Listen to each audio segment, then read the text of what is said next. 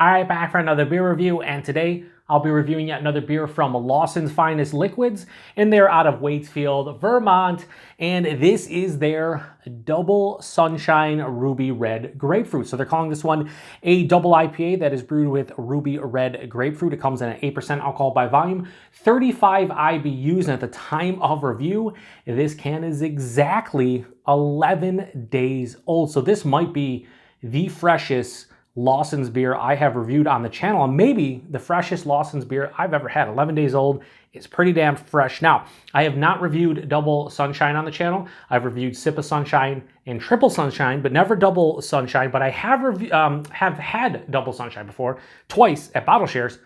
I was a little bit underwhelmed by it, surprisingly.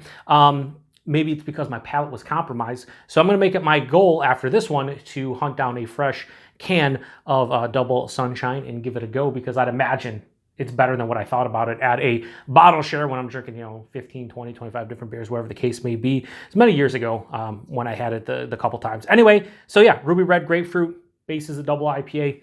Sounds good to me. They have a little spiel on the side, and they pretty much just say it's Ruby Red Grapefruit on top of their Double Sunshine base, and they give generic tasting notes of like fruit character and dank tropical notes, so don't need to read it. Anyway, let's give it a pour here. So it's going to be clear beer, because that's how Lawson's rolls.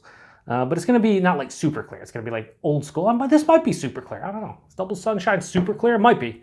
But a lot of like, the old school Vermont, and I don't know, it's the same thing on both sides. A lot of the old school like Vermont beers have a little bit of haze to them. And yeah, I mean, that's clear, but it's not like uber clear. Lots of carbonation. Has about a finger and a half, almost 2 fingers of an off-white soapstone looking head that has that beautiful honey orange color, but not like I say honey orange a lot with hazies, but this is what the beer looks like, but it has a clarity to it. So you hold it up to the light, yeah, looks beautiful.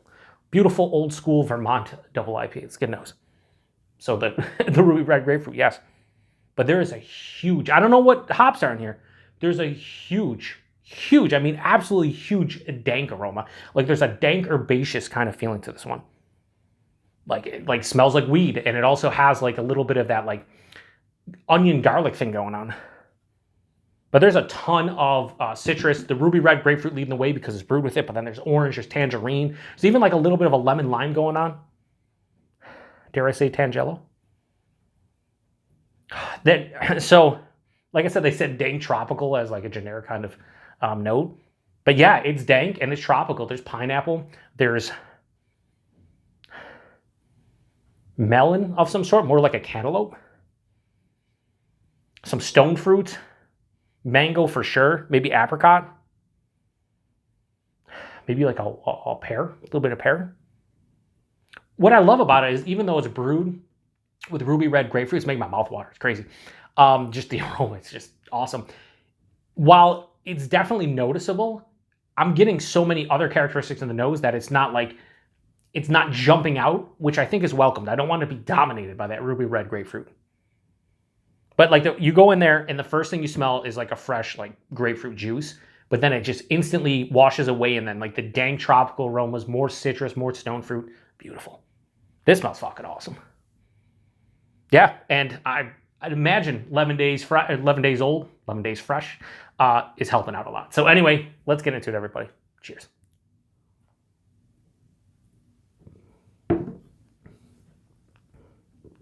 Yeah, it's really good. It's a really good beer. What I like about it too is 8%. Like the impactfulness you get from the flavors, yes. 8%, no. Like instantly, no astringent on the palate. I'm not feeling it in my chest yet. We'll see if that happens after a couple sips. Buying this one might be a little bit thin. I think this is like under, maybe approaching medium, so a bit thin at 8%. I'm okay with it. Adds to drinkability. The mouthfeel, it's crisp.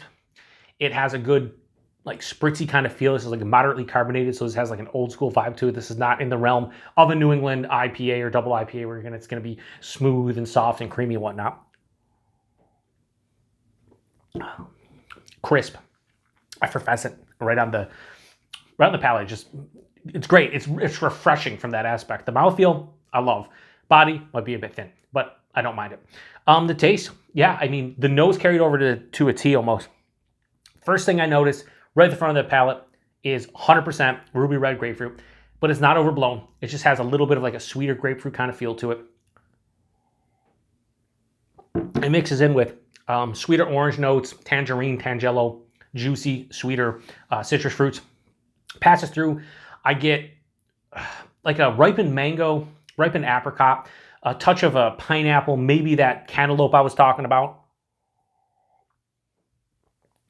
And the second half of the palate, it has a super dank finish. It's like weed, marijuana. It has like that fresh herbal kind of feel to it. You could even like throw in a little bit of basil or thyme, something in that realm. Definitely herbaceous and dank. There's a little bit of like a floral, piney, resinous tone as well.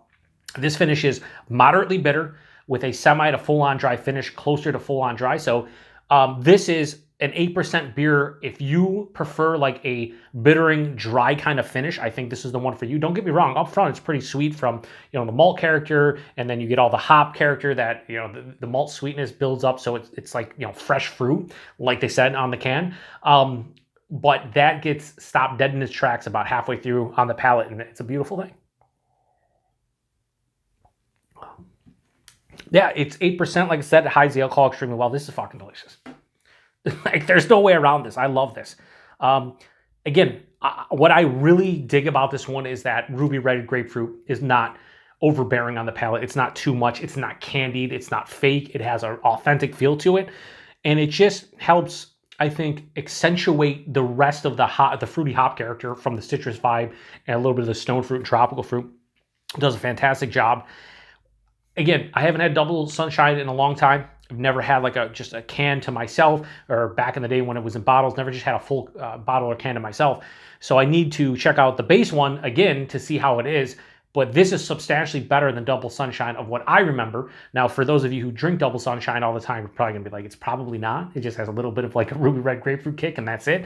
And fair enough, I get it. But for me, this is kind of checking off all the boxes for what when I pick up a beer like this, and I know it's Lawson's, I know it's a double IPA, they're brewing it with ruby red grapefruit. I kind of expect a quality from them that is in this realm, and they nailed it. So it's a really good double IPA with ruby red grapefruit. Nothing more to say. So rating on Double Sunshine, ruby red grapefruit, absolutely no issues, giving that a low 4.5 out of 5. I go 4.45 out of 5. Why? I don't know. That was what my mind was telling me. 4.45 out of 5. Delicious beer, great rating.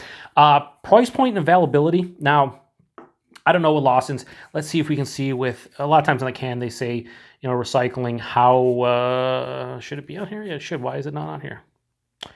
Yeah, it doesn't say where to recycle, how much you get, but whatever. As far as like this beer and distro, I don't really know. I just know here in the Buffalo, New York area, we get a lot of their stuff. I imagine throughout the Northeast, maybe some slight Midwest cities, maybe a little bit down to the South. But if you get Lawson's and like their Sip of Sunshine and a lot of their other stuff, you should see this at some point, if not already. And price point, a little bit pricey for this one. Lawson's usually has pretty good price points. Like their Sip of Sunshine is typically like $14 a 4-pack. This was $18 a 4-pack. Your mileage may vary depending on where you are. This could be, you know, $14, $16, $18, $20 4-pack. I just know here in Buffalo, New York, this was $18 4-pack. I think a can of this was like $4 something. Little bit pricey from what I remember and know of Lawson's pricing, but for what I'm drinking in my glass is, you know, just over $4 a can or whatever it was. I think it was like $4.59 a can. I'd pay that all day. This is delicious beer. It's 4.45 out of 5. So anyway, if you've had this beer before, post in the comment section. Let me know what you think about it. If you've had both this and Double Sunshine, let me know. Which is your preference? Is this much better than Double Sunshine? Is Double Sunshine better than this? How different are the beers too if you've had these relatively fresh? And if you remember, because again, I haven't had Double Sunshine in a long time, so I need to pick up a can. That'll be my goal in the next couple months. Get a can of Double Sunshine, give it a proper review. So like I said, 8% too. A little bit warming my chest now after taking, what, a half dozen sips, but nothing on the palate, and I appreciate that. Anyway, appreciate you guys too. To the next one. Cheers.